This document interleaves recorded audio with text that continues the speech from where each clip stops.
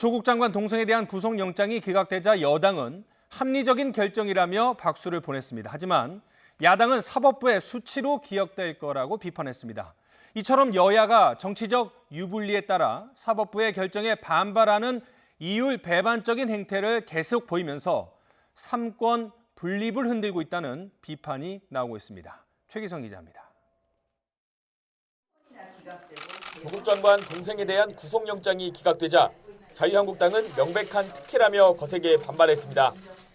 판사 출신 의원들을 포함해 법조인들로 특별위원회까지 꾸리고 해당 판사의 신상을 줄줄이 공개하며 이념 편향적이라고 몰아세웠습니다.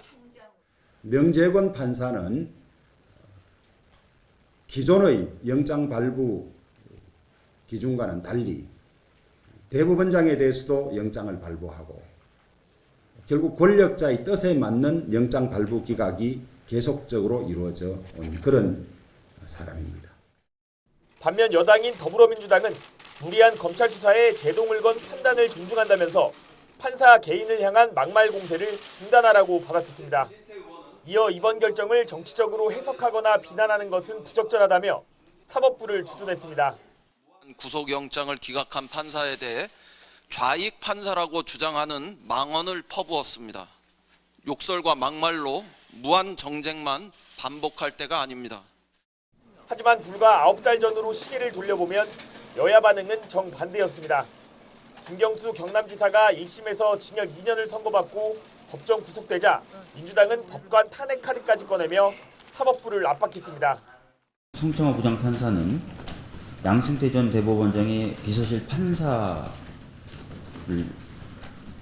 했었던 양승태 전 대법원장의 구속 여부를 보고 판결 이유나 판결의 주문을 변경하려고 했었던 건 아닌가라는 의심을 가지게 됩니다.